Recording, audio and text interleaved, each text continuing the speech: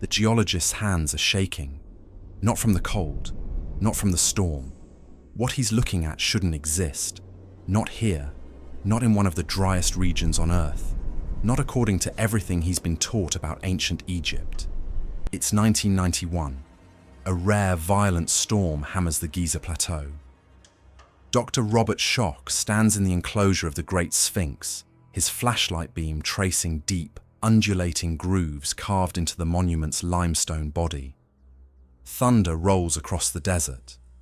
Lightning illuminates the massive stone creature, its leonine body stretching into darkness, water streaming down its sides, following ancient, impossible channels. According to Schoch, this erosion pattern could only be caused by thousands of years of heavy rainfall. But Egypt hasn't seen rain like that since before the pharaohs, before the pyramids, before civilization itself. In one storm-soaked night, everything we thought we knew about human history started to crack. History is written by the survivors, but who survived before them? 66 feet tall, 240 feet long, nearly the length of a Boeing 747, carved from a single ridge of limestone. The Great Sphinx of Giza has watched the rise and fall of empires for what we're told is 4,500 years. But what if that number is wrong? What if the Sphinx is twice that old? 3 times? What if it's so ancient that the Egyptians themselves didn't build it? They only found it. Before we go any further, do one thing for me. Brush the sand off your curiosity. Hit the like button so the algorithm gods don't bury this like the Sphinx itself. And subscribe, because the deeper we dig, the stranger this story gets. The ancient Egyptians themselves were obsessed with the Sphinx. Their texts describe it with a sense of awe, almost fear. They called it Hor-em-Akhet, Horus of the horizon, the guardian. But here's what keeps some researchers up at night. In thousands of hieroglyphic inscriptions covering 3,000 years of Egyptian history, descriptions of how they built temples, moved obelisks, carved statues, not one contemporaneous inscription claims they built the Sphinx. Not one. The official story is straightforward. Pharaoh Khafre, around 2500 BCE, ordered workers to carve this monument. Mainstream Egyptologists infer this from the surrounding temple complex, quarry marks consistent with 4th dynasty tools, and stylistic similarities to other monuments from Khafre's reign. These are serious, scholarly arguments based on archaeological context. But critics point out that inference isn't the same as proof. The Sphinx doesn't give up its secrets easily, and some archaeologists are starting to realize we might be looking at the oldest mystery in human history. Right by the books, wrong by the rocks. Robert Schoch is a geologist, not an Egyptologist. When researcher John Anthony West invited him to Egypt in 1990, he thought it would be a quick consultation. Prove West wrong, go home, publish a paper. Instead, he saw something that would spark decades of controversy. The body of the Sphinx sits in a trench, carved down into the bedrock. The walls of that trench should match the monument's weathering. They're the same limestone, cut at the same time. What Schoch documented was what he identified as classic precipitation-induced weathering. Deep, rolling, undulating erosion. The kind he argued you get from thousands of years of heavy seasonal rainfall. The problem? The Sahara hasn't experienced that kind of rainfall in at least 7,000 years, probably longer. If the Sphinx was carved around 2500 BCE, as mainstream Egyptology maintains, it would only have been exposed to wind and occasional sandstorms. Wind erosion looks completely different, sharp, horizontal, angular. Schoch's conclusion: the erosion on the Sphinx was carved by water. Massive amounts of water, over thousands of years.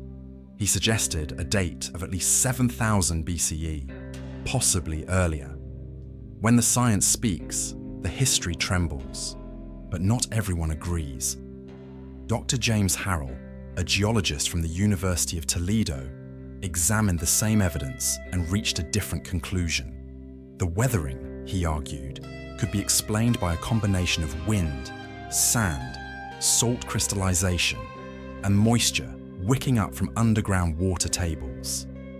The deep fissures simply follow the natural bedding planes in the limestone, weaknesses that erode faster than surrounding stone. Two trained geologists, same evidence, opposite conclusions. Dr. Zahi Hawass, the legendary former Egyptian Minister of Antiquities, is even more dismissive. He calls the water erosion theory nonsense. Schoch is a geologist, not an Egyptologist, Hawass argues. He doesn't understand the archaeological context. There's evidence. The dream stela of Thutmose IV, inscriptions, stylistic analysis. The dream stela is a granite tablet placed between the Sphinx's paws by Pharaoh Thutmose IV around 1400 BCE. It describes how he fell asleep in the shadow of the Sphinx and dreamed the monument spoke to him, promising him the throne if he would clear away the sand that had buried it. This proves the Sphinx was ancient even to the Egyptians. But how ancient? Here's something that doesn't sit right with alternative researchers.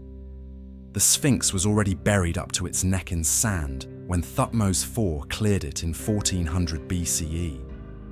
That's 1100 years after Khafre supposedly built it. How does a monument in the middle of a desert get buried that quickly? And more importantly, if it's been buried for most of its existence, protected from the elements, where did all that deep erosion come from? The sand should have preserved it. Instead, the Sphinx is melting. Critics counter that salt weathering and fluctuating groundwater can deteriorate limestone even when buried. Moisture wicks up through the sand, carrying dissolved salts that crystallize inside the stone, causing it to crack and crumble from within. This process, they argue, combined with occasional wind exposure, explains the damage without requiring ancient rainfall. But the strangest clue wasn't in the rock at all. It was written in the sky. Let's examine what we actually know. Not assume. Not infer. No. There are no contemporary inscriptions from Khafre's reign claiming he built the Sphinx. The association comes from the archaeological context, the surrounding temple complex, the nearby causeway, the quarry patterns, and from one controversial piece of evidence discovered in the 19th century. The inventory stela was found near the Sphinx, and it describes Pharaoh Khufu, Khafre's predecessor, ordering repairs to the Sphinx after it was damaged by lightning. Repairs, not construction. Repairs. If true, this would mean the Sphinx predated even Khufu, who ruled around 2589 BCE. But here's the catch. Mainstream Egyptologists date the inventory stela to around 670 BCE, roughly 2,000 years after Khufu's reign. They classify it as a Sate period inscription, written long after the fact, possibly as propaganda or myth-making by later dynasties, trying to connect themselves to Egypt's ancient past. Critics of the alternative theory say it's unreliable evidence. Alternative researchers counter, why would later Egyptians fabricate a story about the Sphinx being ancient unless there was a genuine tradition, a cultural memory, that it was indeed far older than Khafre? The debate rages on. The only other physical evidence linking Khafre to the Sphinx is the supposed resemblance between the Sphinx's face and statues of Khafre. But even this is disputed. Forensic analysis in the 1990s by Frank Domingo, a forensic artist with the New York Police Department, used detailed measurements and suggested the Sphinx's face doesn't match Khafre's known statuary. The proportions are different. The facial structure is different. Mainstream Egyptologists challenge this analysis, arguing that stone weathering and ancient restorations make such comparisons unreliable. But some researchers have noticed something else. The Sphinx's head is disproportionately small for its massive leonine body. It looks recarved, reshaped, as if the original head, perhaps the head of a lion, was carved down, refined, transformed into a human face by later dynasties, trying to claim the monument as their own. This is speculation, but it's intriguing speculation. Whoever takes credit for the ancient past controls the present. Now we need to talk about something that makes mainstream archaeology deeply uncomfortable: the astronomical alignment, and what it might suggest about when the Sphinx was really built. The Sphinx faces due east, directly toward the sunrise on the spring and autumn equinoxes. This isn't coincidence. Ancient monuments around the world are aligned with astronomical precision. Stonehenge, the pyramids of Teotihuacan, Angkor Wat. These alignments matter. They're calendars, clocks, messages encoded in stone. But there's something else. Something that researcher Robert Boval and author Graham Hancock have argued sends shockwaves through alternative archaeology. The Sphinx sits directly on the east-west axis of the Giza Plateau, staring at the horizon. And around 10,500 BCE, during the spring equinox, the Sphinx would have been looking directly at the constellation Leo, the lion, as it rose on the eastern horizon. The age of Leo, 10,500 years ago, when the Sahara wasn't a desert but a savanna, with lakes and rivers and enough rainfall to create the kind of erosion patterns Robert Schoch documented on the Sphinx's body. Is this just coincidence? A monument with the body of a lion, facing the constellation of the lion during the age of Leo, in a climate wet enough to erode limestone for millennia? Critics say absolutely. The ancient Egyptians didn't think in terms of astrological ages. Whether they explicitly understood axial precession, the slow wobble of Earth's axis that changes which constellations appear on the horizon over thousands of years, is debated among scholars. The astronomical alignment, critics argue, is pattern-seeking in the absence of hard evidence. But alternative researchers counter that the ancient Egyptians were master sky watchers. They aligned their temples with solstices and equinoxes.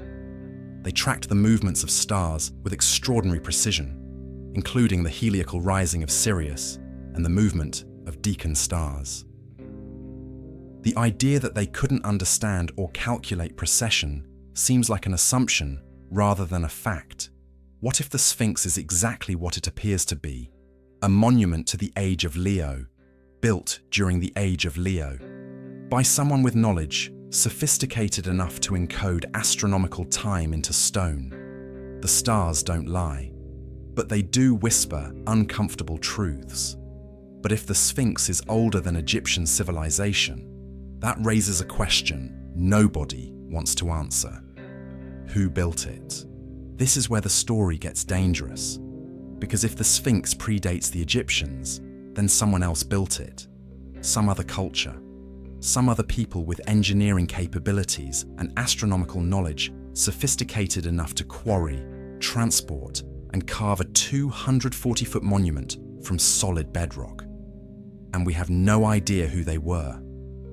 The accepted timeline of human civilization is clear. Humans were hunter-gatherers until around 10,000 BCE. Agriculture developed in the Fertile Crescent around 8,000 BCE. The first cities appeared in Mesopotamia around 4000 BCE. Egypt unified as a kingdom around 3100 BCE and began building major monuments shortly after. There's no space in this timeline for a sophisticated culture in Egypt before the Egyptians. No space for master stonemasons and astronomers working in 10,500 BCE, while the rest of humanity was still hunting with stone-tipped spears. Except there might be. In 1994, German archaeologist Klaus Schmidt began excavating a site in southeastern Turkey called Göbekli Tepe. What he found shattered assumptions. Massive stone pillars, some weighing up to 16 tons, carved with intricate reliefs of animals and symbols, arranged in circular structures. Sophisticated, intentional, monumental, and dated to 9600 BCE, 11,600 years ago, 4,000 years before Stonehenge, 6,000 years before the Egyptian pyramids, built by people who supposedly had just figured out farming, people who orthodox archaeology claimed couldn't organize labor, couldn't quarry massive stones, couldn't create anything more sophisticated than mud huts. Göbekli Tepe proved that humans were capable of monumental architecture thousands of years earlier than anyone believed. There is no evidence connecting the builders of Göbekli Tepe to Egypt. They're separated by thousands of miles and possibly thousands of years. It's a capability data point, not a cultural bridge, but the site demonstrates something crucial. Our assumptions about early human capabilities were wrong. So if humans could build Göbekli Tepe in 9600 BCE, could they have built the Sphinx in 10,500 BCE? The ground is shifting, and archaeology doesn't like earthquakes. Alternative researchers like Graham Hancock propose a controversial hypothesis. What if there was an advanced human culture flourishing during the last ice age? A maritime civilization that used the coastlines, now submerged under 400 feet of ocean, as their highways. A culture sophisticated enough to understand astronomy, develop agriculture, work stone, and build monuments. Not aliens, not mythical beings, humans. Just humans who figured things out earlier than we gave them credit for. The Ice Age ended catastrophically. Between roughly 12,900 and 11,700 years ago, something happened. The Younger Dryas event. Global temperatures plummeted suddenly, then spiked just as suddenly. Massive ice sheets melted. Sea levels rose by approximately 120 meters, nearly 400 feet. Entire coastlines vanished. Impact evidence suggests possible meteor or comet strikes, though this remains debated. Geological layers from this period show markers consistent with massive climate disruption. Ancient myths from around the world describe a great flood, a cataclysm, a time when the world nearly ended. What if those myths are memories? What if the Sphinx is a survivor? A monument so massive, so well built, sitting high on a plateau above the flood zone, that it survived when everything else was destroyed, and when the waters receded and the climate stabilized, when the Sahara slowly dried from savanna to desert, when new civilizations began to rise. There it was, waiting, watching, the Sphinx.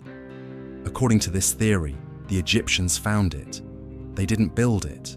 They found it, weathered and ancient, and they revered it. They built their civilization in its shadow. They carved their own monuments trying to match its glory. They carved the head into the image of their pharaohs. But they didn't create it. They inherited it. This theory is not accepted by mainstream archaeology, but it raises questions that deserve answers. Myths are just memories filtered through time. Yet beneath all the speculation, beneath all the theories, there might be something we're not allowed to see.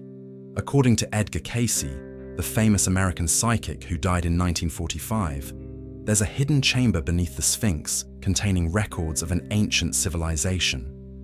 Cayce claimed this hall of records would be discovered before the end of the 20th century and would revolutionize our understanding of human history. Psychic predictions, New Age mysticism, easy to dismiss.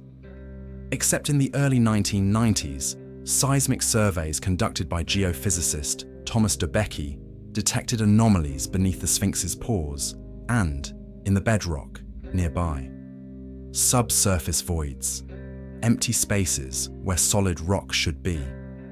Göbekli was careful with his language. He identified anomalies, irregularities in the seismic data that could indicate chambers, cavities, or simply variations in rock density. Some researchers interpreted these anomalies as possible chambers. Others suggested they might be natural limestone cavities or old tomb shafts from later periods. Egyptian authorities refuse permission for further investigation. They cite legitimate preservation concerns. The Sphinx is fragile. Drilling or excavation could damage it irreparably. These are reasonable objections, but they also shut down every subsequent attempt to explore these anomalies. Seismic surveys are non-invasive.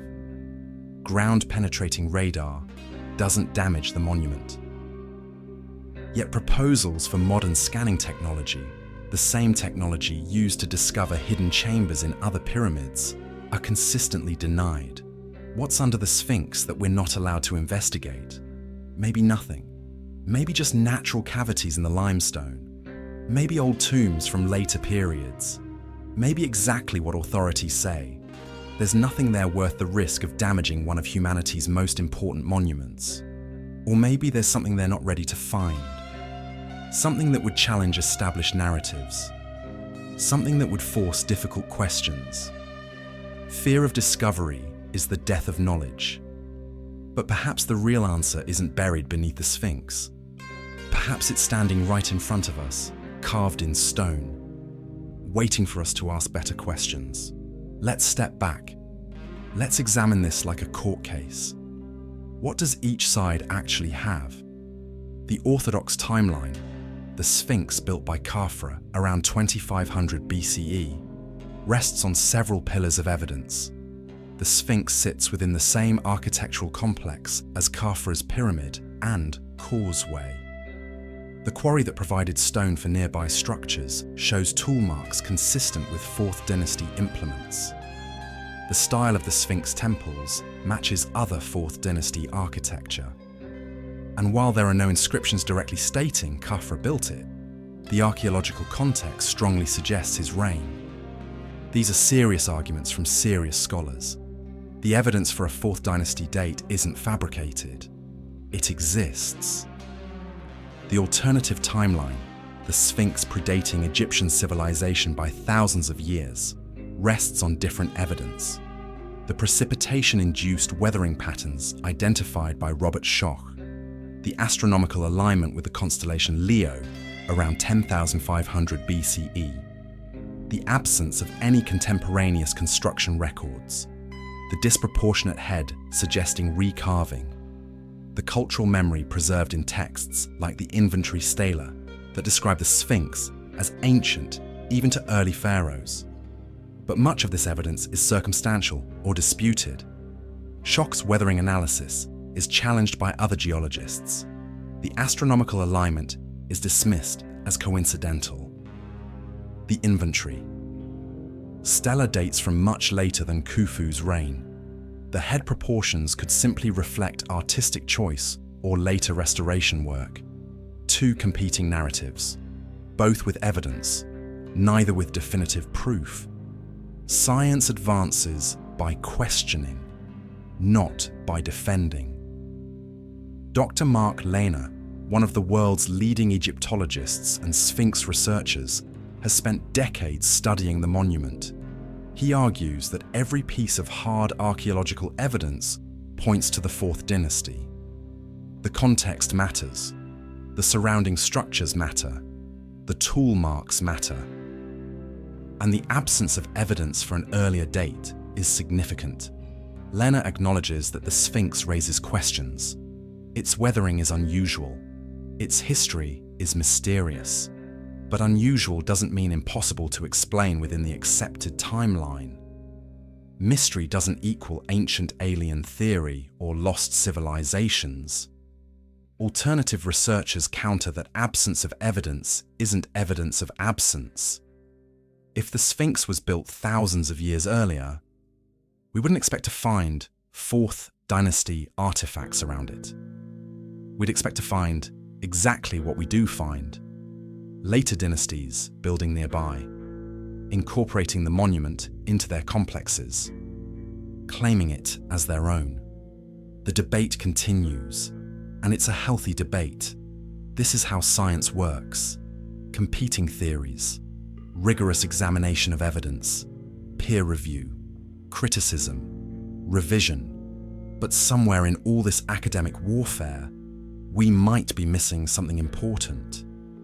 The weight of years doesn't always mean the weight of truth. What if the answer isn't either/or? What if the Sphinx's history is more complex than a single construction date?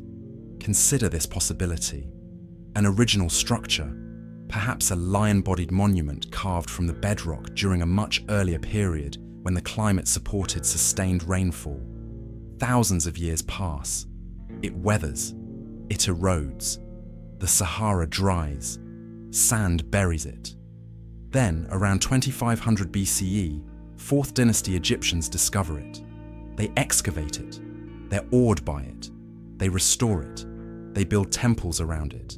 They recarve the head into a pharaoh's face. They integrate it into their religious complex. They claim it. This would explain the geological evidence, the water erosion from an earlier, wetter period. It would explain the archaeological evidence, the 4th dynasty context and nearby structures. It would explain the missing construction records, because they were restoring, not building from scratch. It would explain the disproportionate head, because they recarved it. It would explain the cultural memory of its great antiquity, because it was ancient even to them. Multiple layers of history, each leaving its mark, each true in its own way. This synthesis remains speculative. It's not proven, but it honors both the geological anomalies and the archaeological context without requiring us to dismiss either side's evidence entirely. Some truths hide in the spaces between certainty. What we know for absolute certain is this: the Sphinx shows different weathering patterns than nearby structures definitively dated to later periods. This is observable fact. Why those patterns differ remains debated: water versus wind versus chemical processes, but the difference exists. We also know the Sphinx has been restored multiple times throughout history. Ancient, medieval, modern. Each era has patched, repaired, and modified the monument. Layers upon layers of human intervention. This makes dating more complex, not less. And we know that orthodox Egyptology, for all its scholarly rigor, has been wrong before. Göbekli Tepe proved that. So did discoveries of sophisticated mathematics in ancient Babylon, advanced metallurgy in Bronze Age civilizations, and complex astronomical knowledge in cultures we once dismissed as primitive. Humility in the face of the past isn't weakness, it's wisdom. Silence proves nothing, but it whispers everything. So where does this leave us? Standing on a plateau in Egypt, staring at a stone creature that refuses to fit neatly into our categories. A monument that presents evidence contradicting other evidence. That stands at the intersection of science and mystery, proof and possibility, knowledge and imagination. Two timelines, two logics, one stone animal that won't pick a side.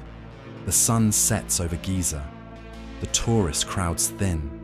Lights cast dramatic shadows across the Sphinx's weathered face. Somewhere in Cairo, Egyptologists defend their timelines. Somewhere in Boston, geologists analyze erosion patterns.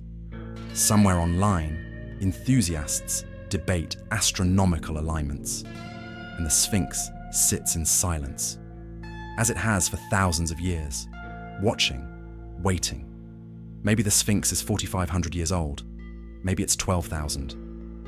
Maybe the truth is somewhere in between, an original structure from the distant past, modified and claimed by later dynasties, each layer of history adding to its mystery.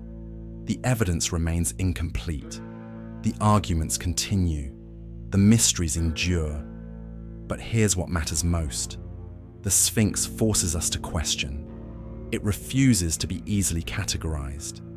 It challenges our assumptions about human history, about ancient capabilities, about what we think we know. It reminds us that every generation thinks they've figured it out, and every generation is humbled by what comes next. The Sphinx isn't just a monument, it's a challenge, a question carved in stone and aimed directly at our certainty. It asks, what do you really know? What do you assume? What are you afraid to discover? The Great Sphinx of Giza will outlast our theories. It will outlast our debates. It will still be there when our certainties crumble and new ones take their place. And perhaps that's the point. Not to solve the mystery, but to remain in conversation with it, to stay curious, to stay humble, to remember that the past is deeper and stranger than our timelines suggest. The Sphinx stands against the dying light, eternal guardian of questions we're still learning to ask. The answer doesn't matter as much as we think. The question is everything.